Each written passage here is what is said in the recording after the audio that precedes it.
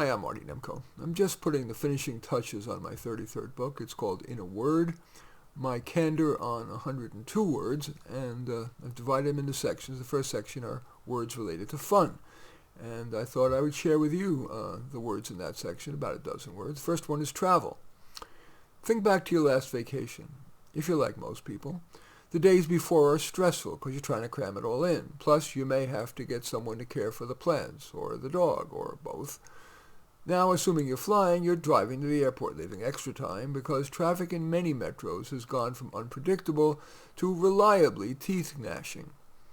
Then you have to park, usually at a usurious rate, money tossed without yielding pleasure.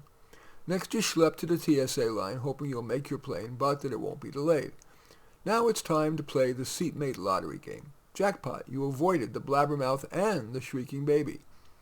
You land, hoping your luggage is there, hoping you don't get lost in your rental car, or that your taxi driver doesn't take you to your hotel, meter clicking via Timbuktu, hoping the hotel is like the pictures on the website, and assuming you didn't forget anything, you finally start to unwind. The next days you ogle churches, museums, and maybe ruins, and to avoid being a cliched tourist, you traipse into out-of-the-way neighborhoods, hoping to meet some memorably different people from the culturally different people that are back at home. Some say that foreign healthcare systems are better than America's, but you're not sure you want to find out firsthand. Not long after you're finally fully relaxed, it is time to pack again, perhaps to your vacation's next stop or to reverse the process for the return home. Finally, you're back to home sweet home, and you spend the next days struggling to catch up. You review the bill and see that your stress-buster vacation turned out to be more of a budget-buster vacation. Of course, there are alternatives to the traditional vacation. You could do a staycation, like a day trip in which you see something cool and splurge a bit. I get rejuvenated from frequent nano-vacations, a chat, a little walk, even just stretching or a deep breath or two. We can do those 365 as needed, and they're free. My wife says that all that makes sense, but take me to Hawaii. Anyway, that first word is called travel. The others are shorter than that. Next word is peach. I believe a peach is the tastiest thing, period. If fresh peaches aren't in season, canned are just fine. To think we can buy a can of peaches for $2. All the work that went into farming that tree, harvesting, shipping to the supermarket, and canning. The word amazing is overused. It should be reserved for the likes of canned peaches. Next word is garden. Just 6 weeks before my dad died at 86, he was planting tomatoes for the next season. I also like growing them. In just 3 months from seed, I get dozens of tomatoes that are better than the store-bought. I particularly like the variety Orange Peruche, P-A-R-U-C-H-E. It's a cherry tomato, orange in color, prolific, and a taste test winner. Living in California, I love my orange tree. It's 4 seasons great. Fragrant flowers in spring, jumbo fruit in winter when there's little other color in the garden, and year-round the tree is covered in dark green. And after the first year of careful watering, orange trees take almost no work, just occasional watering and feeding. Like a kid. You may get ample pleasure just from small-scale gardening, like a geranium in a pot or window box. Minimal care, lots of color. Plus, geraniums are easy to root, so you can get more plants free. I also enjoy a mere house plant or two, like pothos or a peace plant. Gardening does let you observe the miracle of growth. You get some exercise, it's not expensive, and it provides respite from our challenging world. Okay, the next word is, so that was gardening. Next word is is dog, excuse me. Yeah, a dog is a pain, a baby that never grows up, but I've always had a dog. I like the enforced exercise. To avoid my Hachi having to cross his legs, I have to, a few times a day, take him for walks. He refuses to pee in the backyard. Ugh. And my wife and I enjoy hugging and rolling around the floor with Hachi. I've never spent much effort on training. I pick only a sweet doggy, so I needn't worry about aggression. No pee or poop in the house is about all I care about. So in the first few days after I get a dog, I keep him in the room that I'm in, and as soon as he gets up, I take him out. The nanosecond he pees or poops, I praise him as though he had made a Nobel discovery. Your dog's dying can even be more painful than a human's. Dogs are so innocent and loyal, but it's worth it. I am grateful to always have a fur baby who will never grow up. That's the word is dog. Next word is reading. I like reading because I can retain control of the content and pace, But few books live up to the puffy reviews, and I've tried and failed with Shakespeare. He's above me. I'm more likely to be satisfied by staying within my favorite genres and authors. I like not too detailed biography. Walter Isaacson's biographies of Ben Franklin and Albert Einstein do it for me. In fiction, my favorite writer is Anthony Doerr. He's written All the Light You Cannot See, Pulitzer Prize winner, Cloud Cuckoo Land, and his collection of short stories, The Shell Collector. I prefer audiobooks because I can listen while I'm driving. If it's text, give me Kindle. It's lightweight. Alas, I have many printed books that I don't intend to read. That I intend to read. Those that I start and I don't finish, I donate, including to my favorite local bookstore called Reasonable Books in Lafayette, California. I especially like short form, and my two favorite magazines are Reason and Commentary. They're antidotes to the mainstream media's relentless leftist bias. Next word is music. I've always been out of step with music trends. When kids were orgasming over the Beatles, or if they were cool, the Rolling Stones, I was listening to Barbra Streisand and Dionne Warwick. Even nerdier, I've always been a fan of easy listening. Go search on YouTube for Percy Faith. His orchestra's music is beautiful and perfect for calming down. I believe that easy listening is an underrated genre. Also, music can be an antidepressant with no side effects. My favorite for that purpose might be Earth, Wind & Fire's Fantasy. The next word is magic. I'm 70, I'll be 74 soon, and few things amaze me. Magic is one. Even when I'm seeing an old trick like steel rings that seem to mesh, let alone when a woman is cut in half or when a rabbit is literally pulled out of a hat. Magic restores a bit of wonder, which perhaps we all could use in these difficult times. I particularly enjoy watching magic on YouTube. Check out Penn & Teller's Fool Me or America's Got Talent, especially Eric Chen. He changes red cards to blue, whole cards into half cards, even cards into silver coins, all beautifully done. Here in the San Francisco Bay Area, there is California Magic Club, where while you're eating dinner, magicians do their thing at your table.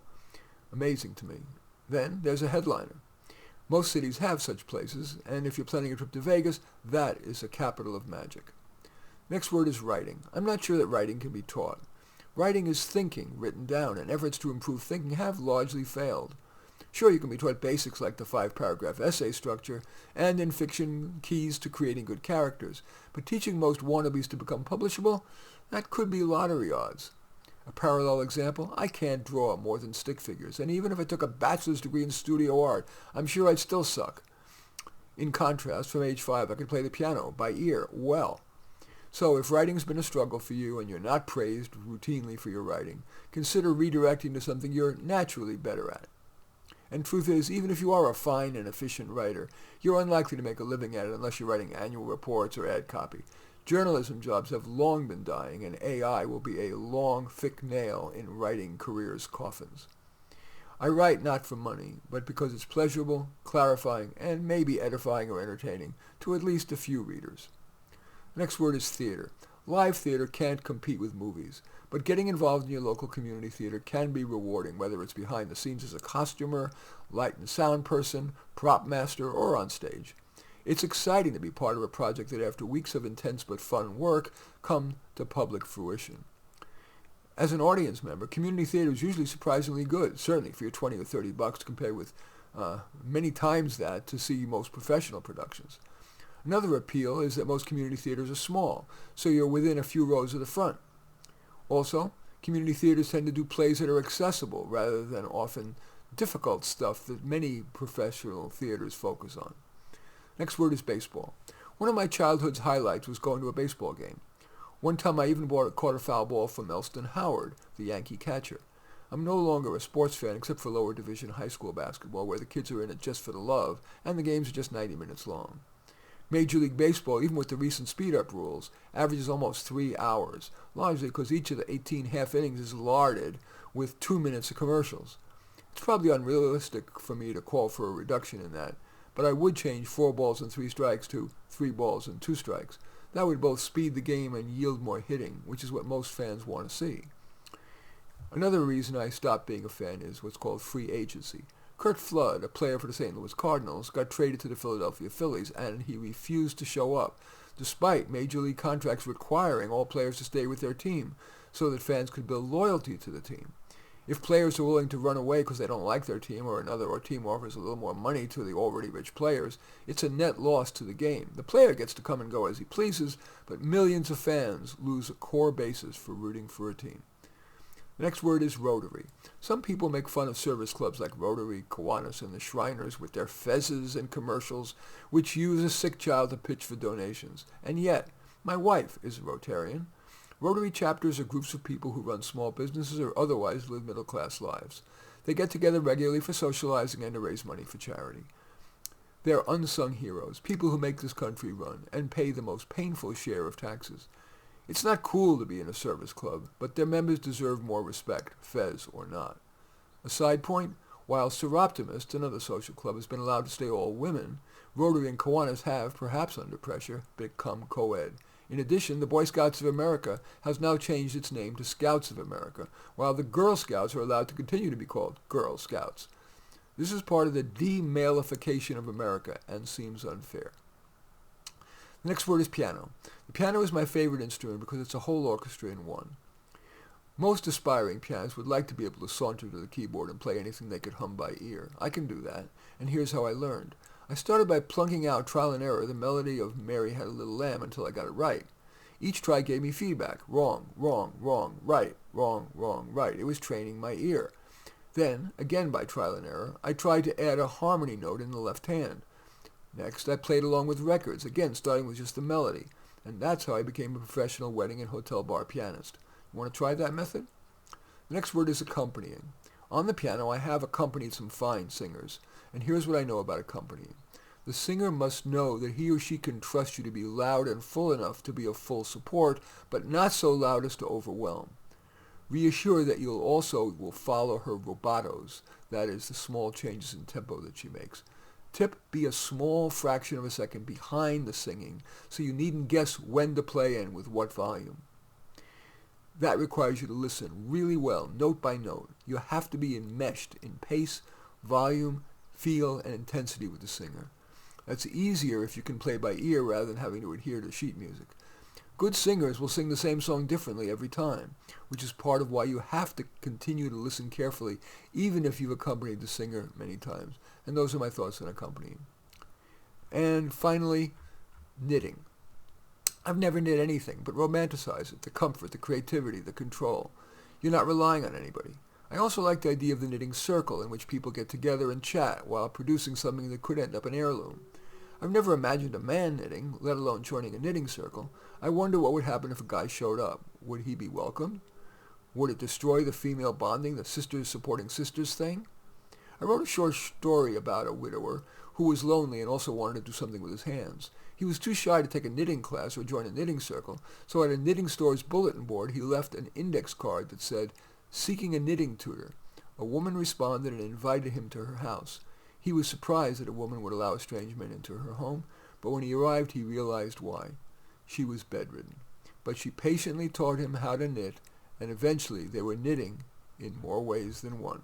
Anyway, those are the dozen or so my riffs on words that are related to fun from my forthcoming book that is called In a Word, My Candor on 102 Words. As usual, I thank you for watching. I welcome your thumbs up and accept your thumbs down. I always look forward to your comments and especially like it if you hit the share button below. Share on your social media so that my efforts can have broader impact. And I am flattered if you choose to subscribe to my channel. And certainly would welcome you taking a look at any of my 32 books. Probably the one most relevant to this is, I don't know, How to Do Life. But all 32 are on Amazon. Go there, search on my name, Marty Nemko, Nemko, and you will find more than you can stomach. As usual, I like to end these podcasts with a quote that I think is more relevant than at any time in my life. It was not from me. It's a quote from Frank A. Clark. He wrote, "We find comfort among those who agree with us, growth among those who don't."